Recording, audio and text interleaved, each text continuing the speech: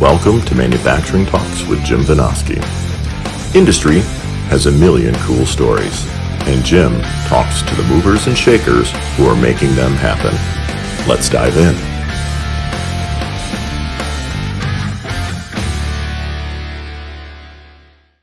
Hey, everybody. Welcome back to Manufacturing Talks. I'm Jim Vinosky, your host. I'm really glad to be joined today by Merrin Muxlow. She leads partnerships for the Investment Casting Institute. We're going to dive into the world of metal casting today with Merrin. Welcome. Thank you so much. Yeah, thank you for being here. Great. So we've got a lot to get into. I just had that article about the metal program in Forbes, and so the timing here is impeccable. And can't wait to dive into the details of that. I'm a mechanical engineer by degree myself, so I can geek out on this stuff all day long. But before we do that, why don't you just tell us a little about yourself, how you got doing what you're doing today? Awesome. Yeah. So I know I don't look like the typical like manufacturing nerd person, which I think is actually no offense taken. Which I think is actually, I think it's kind of a boon. But I am from Bakersfield, California, which is one of the most industrial parts of California.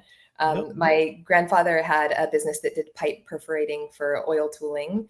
So I do come to manufacturing kind of by birth quite naturally. I've always been interested in making things and building things. That was really big in my family growing up. I had worked for a couple of startups working in tech. One of them ended up being a startup that made metal casting patterns and big 3D printers for a metal casting application, which was something that I just immediately started geeking out on, like loved so much. And kind of fell in love with this whole ecosystem around metal casting, and then presently heading up partnerships for ICI. So the Investment Casting Institute is a technical and trade organization that represents a specific casting process that is basically integral to all of life as we know it. There are a bunch of different stats where it's like 9 out of 10 things in the room you're sitting in are made with investment casting, which one can talk about the veracity of that, but it's in everything from like airplanes to like industrial machinery that makes sure we have clean water, electricity, of basically any kind of like large industrial machine. There's a good chance that it uses this process, that's somewhere within the supply chain of how those things were made.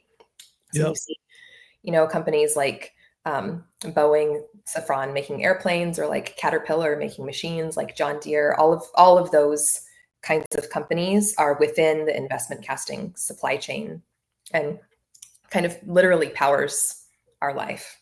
Yeah, it's interesting. Are you familiar with a guy named Victor Maka, The Beauty of Steel? No, I'm not, but I'm writing that down.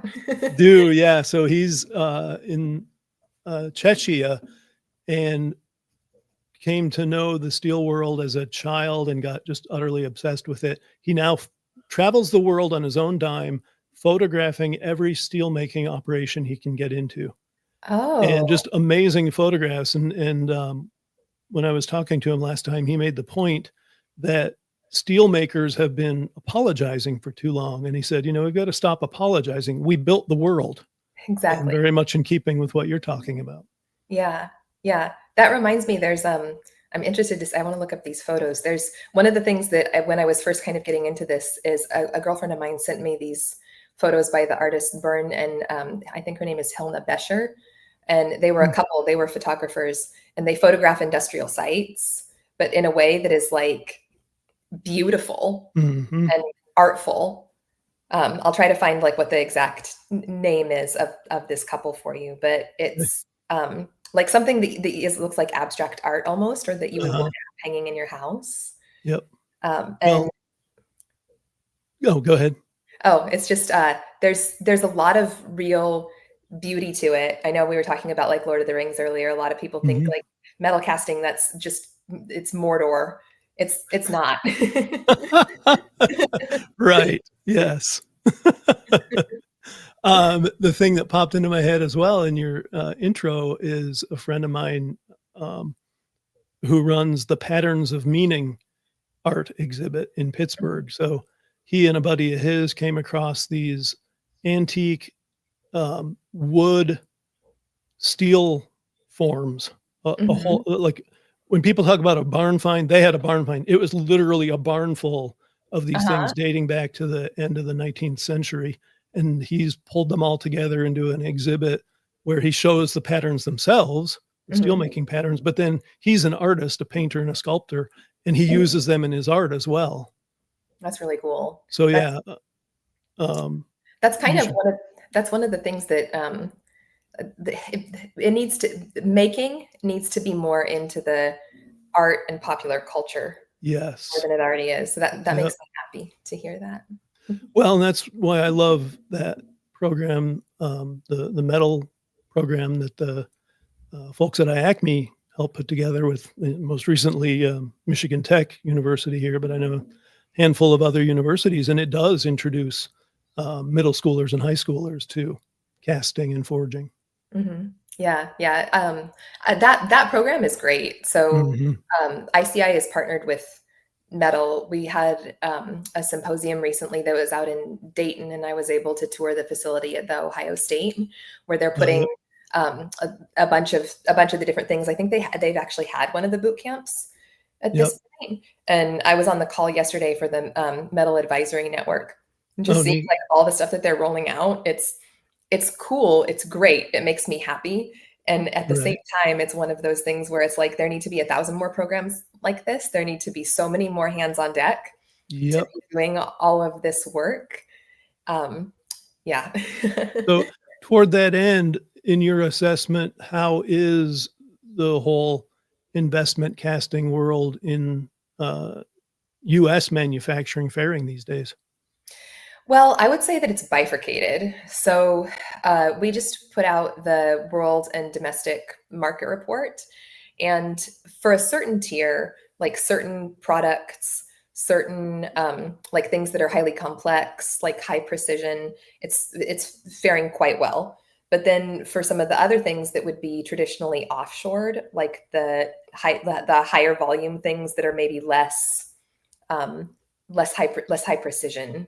I'm thinking things like brackets, and where it's not like tons of engineering / like very precise to be able to make it. That's kind of bottoming out is what we have found. And it's no secret that it's because that those things have traditionally been sent to somewhere cheaper. And so then people stop becoming incentivized to produce them domestically until then you run into problems like we're seeing right now, where it's like this F-16 is grounded because you can't get this one particular little piece or whatever the case might be. Right. Yeah. Well, and there've been this whole confluence of things in the supply chain, starting with the post-COVID difficulties, and now with tariffs and trouble in the Middle East and all these, clear warning signs that relying on getting stuff from halfway around the world works great when things work great, but when they don't, you're in trouble. That's it exactly. And one of the things that that we're seeing, and that I'm seeing, kind of just having been, I would say, newer to manufacturing, because I haven't worked in manufacturing for the entirety of my career, is so I'm like post like digital, right? So in terms of my entry into this industry, and it's that when things are becoming increasingly localized as a priority, where people are starting to kind of wake up and realize, like, that was really not very smart to outsource all of that production and outsource all of that IP. And that's in fact a risk. And so bringing it back local is a smart idea. And the gap is now, how is that possible? And so I was talking to a person who would probably make a really good guest yesterday. He runs a metal casting foundry in Texas. And he was saying the best time to plant a shade tree was 20 years ago, and the next best time is today. Yep. I've used that very line on this show before. Yeah. And so it's true, right? Like it has to be an all hands on deck effort. And I think that awareness of a problem is the first step to solving it. So that's why I think it's really wonderful that there are all these things like reindustrialize, like that you were pointing out the article from Chris Power, metal program. Like the awakening already has started. Yep. And then the next step is, well, what do we do? What's going to work? Because I think that there's kind of a romanticism for like this post World War II, like Freedom's Forge, which is a really good book. And like that's, Oh, love that book. yeah, Absolutely. yeah, Yep. yeah. And it's absolutely worth a read. And like that part about Henry Kaiser, it's like there's a lot that I didn't know. And it's Mhm. like, but you have to be like, the best way to predict the future is to create it yourself. Yeah. And so if what we're trying to do right now is get people of like my generation into manufacturing, like it's a whole different animal versus like, oh, well, why don't you want to do this? Oh, people just don't want to work. Like it's not that. Right. It has to be like all this different multi-pronged approach to make it be like, hey, this is all of us in it together. Yeah, there's so much of that conventional wisdom, and I'm using air quotes for that last word because it's really not wisdom, that we're finding is just nonsense. Yeah. And so, the idea that people won't do the jobs we're finding isn't true. If you Mhm. have the jobs and you pay a fair wage, Mhm. people will flock to them. Mhm. The idea that we have to become a service economy because we're a wealthy nation is nonsense. And Mhm. that's what Chris Power pointed out so well is not Mhm. only is it nonsense, it's dangerous nonsense because it spells the end of our nation as a project. You ever been to Cuba? Yeah, I have not, but say no more. Exactly. Yeah. And it's I think when like my one of the best things that people can be able to do is be self-sufficient.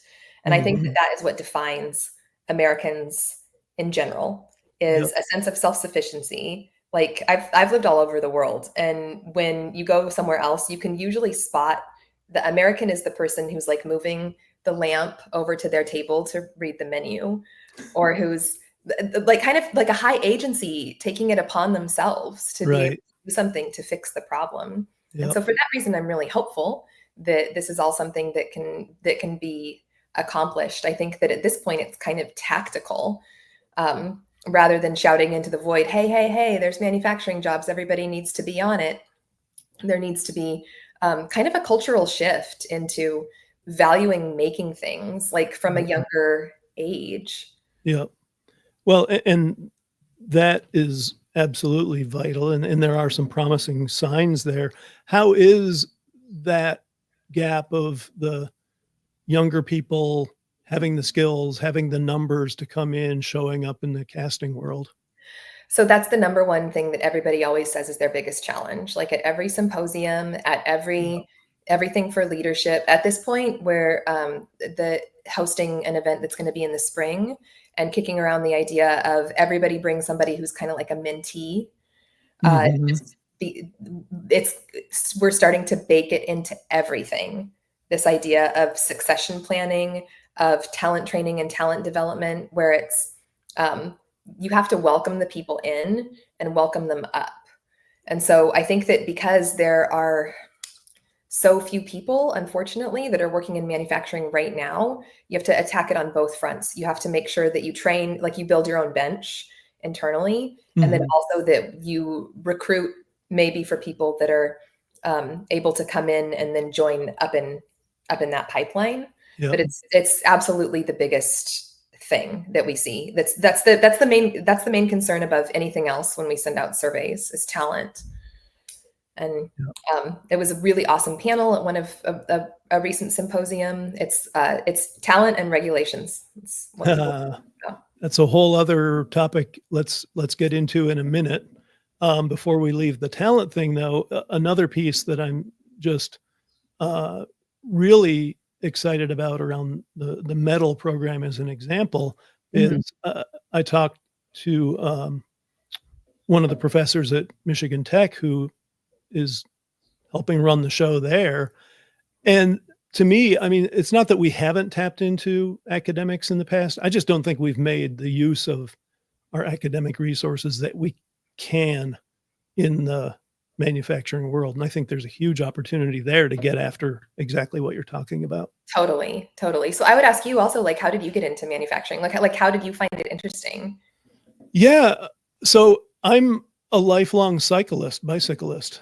Mhm. And when I started in bicycling, it was riding, but it was also, I mean, I was poor, not terribly poor. I didn't starve or have no Mhm. clothes, but I was definitely on the lower end of the um, wealth rank. And so if I wanted a bike, I either had to save up and buy it for myself, or in the case of my very first bike, build it for myself from Mhm. parts from other bikes.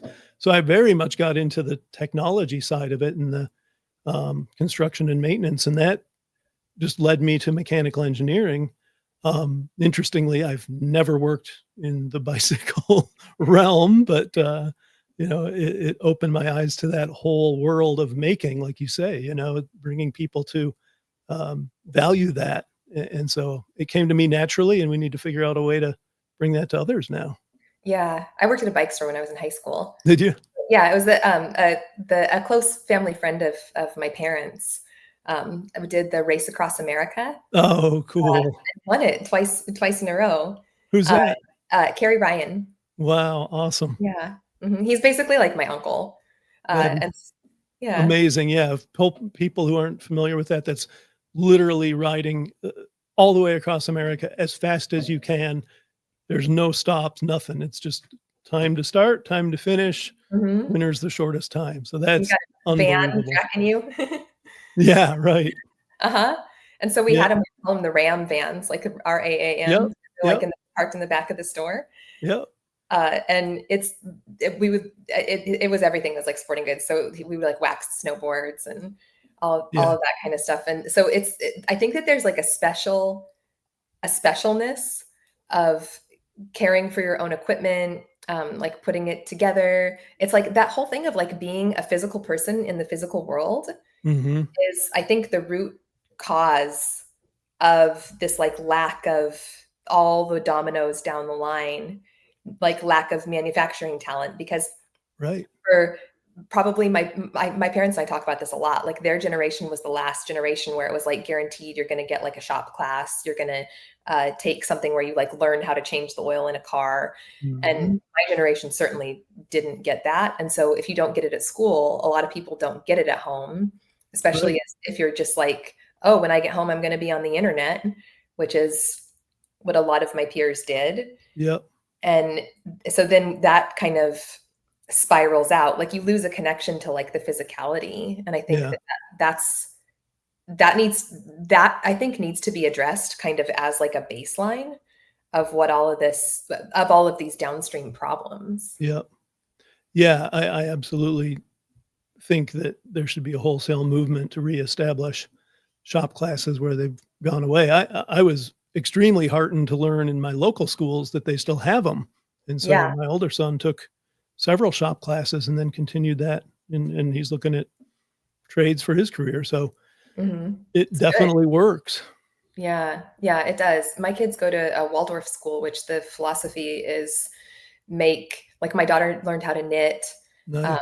like in like first grade. So they call it like handwork, where they Yep. learn like hand crochet, knitting, and then they get into like woodwork and then kind of like other trade stuff as they get older.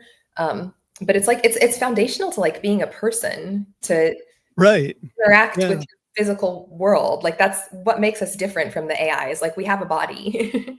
Yep. Yeah, well, and it's the root of innovation. If you don't know how things go together, how are you going to improve them? Yeah, that's it exactly. That's it exactly. And so I think that there's a lot of interesting stuff going on right now in casting with like 3D printed patterns, like 3D printing for tooling, Mhm. like they're like automation and robotics for like different processes, because some of the processes are literally something where it's like that one guy knew how to do it and he didn't teach anybody else. Yeah. Which is a whole other problem in the manufacturing world. It is where it's based. It Yep. is where it's based on, yeah, person rather than on process. Yep. And Yep. I mean, you got to have like a certain amount of both, I think. Yeah. Um, For sure. Yeah, the basics should be documented so you can train to them. But yeah, the concept of tacit knowledge is not uh, a figment of our imagination. There are things that literally can't be written down and can only be conveyed person to person, physically. Yep. Like where it's like you watch this person do the shell dipping and then they hand it to you and you're like, oh, that's how heavy this should feel. I get it. Oh, that's like how wet this should look. I get it. Yep, exactly. Now, you did some work in 3D printing in your past, right? Yeah. Yes. And so are you seeing kind of that marriage? You mentioned tooling fixtures being done with 3D printing. Are you seeing that progress? Yeah, 3D printing in a lot of ways is I think that it can augment a casting workflow. Yeah. We would call it like a production consumable. So having like a 3D printed pattern, there are a lot of different service bureaus that make a pattern. For those of you that are listening that are not familiar with what investment casting is, it's you use a pattern which has typically been wax, and that's made with a tool. So you have like a shape of like, this is my AirPod case. Imagine you have this. And so you get a tool that makes a wax one of this. And then the wax is dipped in like a slurry, kind of like a ceramic, like a mud. Then that gets burned out once it dries. And then you've got this hollow shell that's the shape of whatever metal thing you're going to have eventually. So that's like the basics. But rather than the wax, what people have been doing is doing a 3D printed pattern. Which is a little bit different because it's like a plastic that burns out. And so the burning is different than a wax, which the wax is like the same wax that's on like a Baby Bell cheese. Like it burns, clean, easy. People are very familiar with that process. And with the 3D printed patterns, like if you change one little thing in that whole process, then it's like, well, sometimes the shells crack. Well, sometimes you have to do it at a different temperature. Well, sometimes there's residue. Well, sometimes there's, it's a huge multivariable equation. The other cool one that we're seeing is 3D printed shells. So that's where you just like print the outside piece. I can send you a cool graphic on this that we have. Okay, yeah. Project. So that's one and that technology, the ICI won a grant for it. There's a lot of startups that are trying to work on that. And so that basically just shortcuts the whole process of like item, tool, wax, shell. It just pour it. Yep. So there's that. And then as well, there's been advances in filters, ceramic cores, which 3D printing can help a lot because you can make something that's like a weird shape where it has like innards. Like it would almost look like a 4D kind of a thing where it would be really hard to make that in a conventional way. That's what the patterns are typically good for. Yeah. There's also now a new startup that's called Mantle, and they are doing the wax molds 3D printed. And there's a couple of people in that space as well, because then you don't have to like final item, go ship it out. You can print something, you can do something that much faster because the tooling cycle, like when you're waiting for your tool to get made, is often like a huge piece of the workflow. So all of that stuff, ultimately it adds up to like, it makes it a lot faster. It makes it use less resources, less stuff.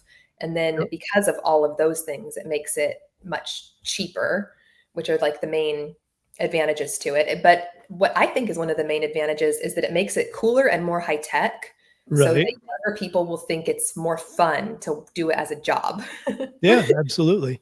Well, and it's just so fascinating to have that, literally completely new way of manufacturing something mesh with one of the oldest ways of manufacturing things and create whole new ways of doing. Yeah, that's it exactly. And it's a way that's like testable and safe. Because as you know, within manufacturing, it's like changing like even the smallest thing that's going to have a ripple to like so many other things where it's, well, yeah, that piece is like less expensive and faster, but then does it make all these other pieces worse? And so the cool thing about additive and automation within casting is that what we're seeing is it often doesn't make the downstream pieces worse. It just helps you skip to the final piece. Yep. Now, you said the word regulations earlier. We'll jump into that. That is another That's a whole hot episode. button. Uh-huh. Yeah. Trust me, people have been watching this show. I've heard that from me many times. And so I'm going to hold back. I'm going to let you weigh in. Regulations, public policy, what are the kind of key pieces to you there for the investment casting world? Well, we have had a webinar recently on tariffs, if anybody's interested in that. The guest was actually quite good, and he explained really a lot about what those impacts are. But what I would say, if I could kind of do like a TLDR about the regulations, is people usually only care and are impacted at a point where it's like way too late to be able to do anything about it. Yep. And so what I would kind of advise, and what I would hope that most people, kind of think about, is that's the role of a trade organization or of a technical organization. Right. And so for anybody who's concerned about regulations, like no matter what stage in the process you are, be it like large OEM or, small tier 2, tier 3 supplier, joining a technical or a trade organization is the way that you stay out in front of that and make sure that they're crafted like with your priorities in mind, in a way where it's like truly collaborative. Here in California, we have the California Manufacturing and Technology Association, and they do a really nice job of being collaborative partners, where it's like manufacturing gets such a bad rap, where people are like, no, it's just, you're going to throw all the trash in the river, and like all kinds of things, where it's like, yes, there are bad actors that do that for sure. But most of the people are people like you and me, like that. I mean, I live in Southern California. Like, I'm a surfer. Like, I don't want pollution in the ocean. I think that Right. most people, that they're good people. They don't want to do like bad things to the earth. Yep. And so I think that that really should be kind of top of mind, is that if you don't advocate for yourself and make the people that are making the regulations understand, then they're going to not understand, and they're just going to think that you're, the monopoly man pouring sludge in the river. Yeah, and that's where we haven't necessarily helped ourselves in the manufacturing world, because we've kind of laid silent as, layers and layers and layers and layers of overregulation have been piled on, Mhm. to the extent where they're not helping a darn thing, but they're certainly detrimental to being competitive in a global market. That's exactly it. So our local congressperson, I had a conversation with him a few years ago, and he said it so perfectly. He said most of the people who were in Congress, they were a lawyer or a teacher or your mom, and then they were a city council person or the mayor of their small city, and then they're a member of Congress. So if you have to explain something that's like highly technical, if you're explaining something about like how this manufacturing process works, what the waste is, like how that can be mitigated, what the gases actually are. No, you can treat them and neutralize them, whatever else. Like, they don't understand that. And you can send them like a technical brief that like anybody in your industry could understand. They won't. Yep. Like, it needs to be explained, like literally explained like I'm 5, like on Reddit. Yeah, exactly. Well, so we have work to do. Yeah. So let's swing over to the more positive side. What do you see as the big opportunities coming down the road for your world? Oh, I would say for casting, is just quicker time to get something out into the world. So faster iteration. You're seeing that a lot with a lot of these private space companies, where it's like, because of 3D printing, you can like make 26 different engine shapes, throw them all up. What blows up? That doesn't work. Then we can get it faster, faster, faster. What does? Which is great. With casting in general, I think one of my favorite things I'm seeing lately is collaboration between not only the downstream suppliers themselves, but with like the larger companies, like those customer member types, as well as the organizations themselves. So like AFS, American Foundry Society, Non-Ferrous Founders, Steel Founders, Forging Association. Everybody is very much in the same page of we're in this together. Like it's not your members, my members, your event, our event. Like there's a good sense of mission right now. Good. Yep. And a good Yeah. sense. One thing I've hammered on is this kind of silo effect we have in manufacturing where we all hunker down. We have all our secrets. We won't talk to anyone. We won't let anyone in our plants. And that's another thing that's kind of militated against people wanting the jobs is if you don't let anyone see what you're doing, why would they want to help you do it? Exactly. And it comes down to also, it's like, what are we trying to do? Like, are we trying to short-sightedly make money for our individual selves and companies, or like, are we trying to build a good society here? Yeah, very well said. Should be at least a little of both, right? Yeah, I mean, it both can coexist for sure. Yep. But I think that when you tilt it towards the former, then the latter is just left to entropy. That like never works. For sure. Okay, and then let's drill down further. How about your own opportunities? You've done some really cool things in your career. Landed somewhere I'm sure you didn't see yourself landing.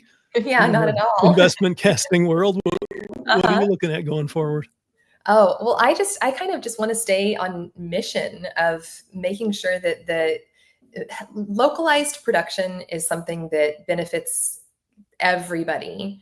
I want humans to do human jobs and robots to do robot jobs.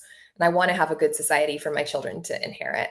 So and I think that a fundamental piece of that is being a physical person in the physical world. And whether or not one works in manufacturing or not, people need to be in the physical world around them, making things, fixing things, and knowing how physical things work. Because I think that that's good for like our soul, that's good for our brains, that's good for being able to have ideas, our creativity. Anybody who has worked in a machine shop is going to be 10x better of a mechanical engineer, I think. For sure. It's that's kind of my mission that I'm plugging at this point is everybody jump in.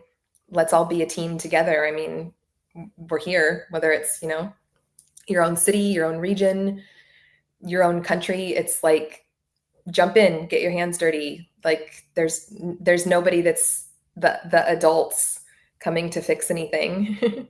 Right. Yep. Those are all my questions. What haven't I asked you that we should know? Oh goodness. I'm trying to think a little bit about some things that I wanted to talk about state of the manufacturing industry as you see it, and around education, and around like apprentice type stuff, like the models that they have in Germany, for example. Oh yeah. And we're writing a series of articles with Foundry Planet, which is another kind of partner for the Investment Casting Institute. And one of the things that kind of keeps coming up is, what can we do right now today to make sure that we have like the brains and creativity to be like making this stuff like 10 years, 20 years, 30 years. Mm-hmm. So it would be, I don't know. I'm interested to see what you think about that too. Yeah. To me, there are a lot of green shoots that we're seeing around that. I think there's got to be a whole heck of a lot more effort and a lot more collaboration. To your earlier point, if everyone's pursuing their own little tiny regional or local effort, it's good, but it's not going to create that groundswell that you so eloquently pointed out that we need earlier to recover the numbers and the skills that we're going to need to truly reshore, to truly reindustrialize. It's got to be a coherent effort. So I think people really need to collaborate and reach out and connect and, work on things together. It leads to another piece, though, that you mentioned earlier before we got on. I want to remind you, there's the skills side. There's also the materials side. So you had that article about hafnium. Yeah. It's almost in the same vein, right? Yeah. Yeah. Yeah. So it's all of the things where it's, we need to be able to understand what a complex supply chain actually is, means, and looks like. Yep. And so when people say, oh, well, that part was so late and that's why the airplane was having, issues, it was grounded, and that's the downstream, right? But then when you back up, it's like, do we have the minerals that we need to be able to make that alloy? Do we have the then talent capacity to be able to make those castings? Then do we have the robust industrial base, as we call it, to be able to get those parts to the people that need them? And so all of that is like kind of a header for like 1,000 things that need to happen, like on each of those steps. So it's kind of just getting people to understand that like stuff doesn't just like arrive, like it has to be made, and every item has like a very complex backstory, actually. Yes, and it all works together. I was reminded of one of my frustrations earlier today. I responded to a tweet on X. A company that I respect highly put out on their X profile. It started with the line, "American industry has not been hollowed out." And I just said, okay, we make 3% of what we wear.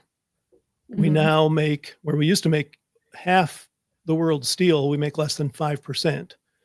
American shipbuilding is 0.4% of global output. Damn straight American manufacturing's been hollowed out.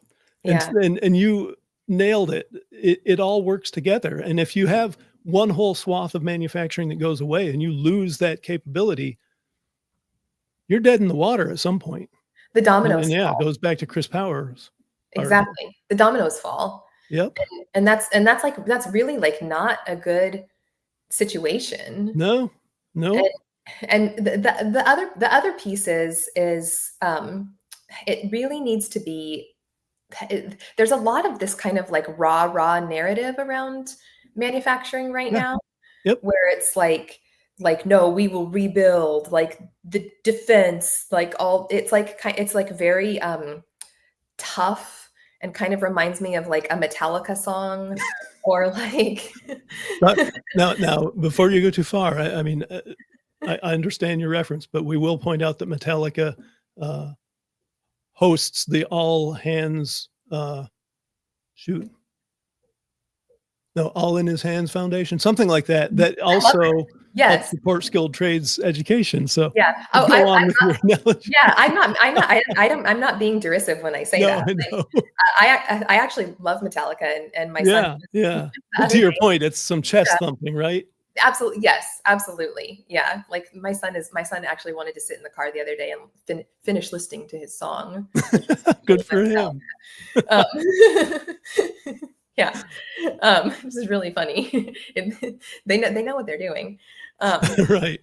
But the chest thumping is a good analogy, right? Where it's just kind of like, I just want to really like reiterate that like energy is good. So like that kind of energy where it's like AC/DC Thunderstruck, like, yes, like all of that. That's good to get people pumped up. But the pump up doesn't necessarily always translate into like long range sustainable practice / effort.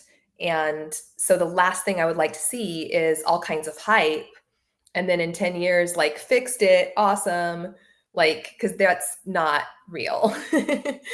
And agreed. Where it's like there are a bunch of companies like raising a bunch of money for like it's going to take a long time and like a lot of effort and a lot of like sustained effort. Yep. So in saying that kind of like chest thumping, like that has like a sprint type of energy to me, and it needs to really have a marathon type of energy. Yeah, I love that. And I'll be the first to say I've made the point again and again that we are having a moment I haven't seen in my 35 plus year career where you've got all these forces kind of aligned behind manufacturing finally, where you've never had that oomph in my working life. But to your point, that's a necessary but not sufficient Yeah. situation to where we need to go. Yeah. I always like the manufacturing of like the Somerset Maugham novels where they're like, oh, they're from a manufacturing family, where it was Yep. just like, it was always there. It was never going away. It was something that was like that just underpinned everything else in the economy versus Yep. it's nice that it's like so hot right now. Yep. But I was in 3D printing and 3D printing was so hot right now for a little bit.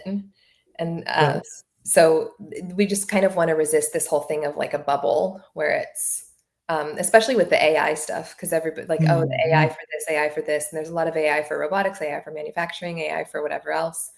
And just kind of want to be reminded it's like parts or it didn't happen. Yep. Yep. Well said. Okay. Well, with that, we're going to wrap it up. Merrin, been phenomenal. Thank you I so had high much. expectations for this one, and you blew them out of the water. Thank you so much. That makes me Thank so you. happy. Thanks for having me. Yep. Thanks for joining us. And as always, thanks to you in the audience. You are why we're here. Yeah, this one hit on so much. I mean, this is going to be one of my best shows ever for sure. So, I'm here every Tuesday. I can't promise next week's show is going to be one of the best ever, but it's going to be good. So come back every Tuesday. We'll have another one for you here on Manufacturing Talks. In the meantime, I'm Jim Vinosky signing off. So long.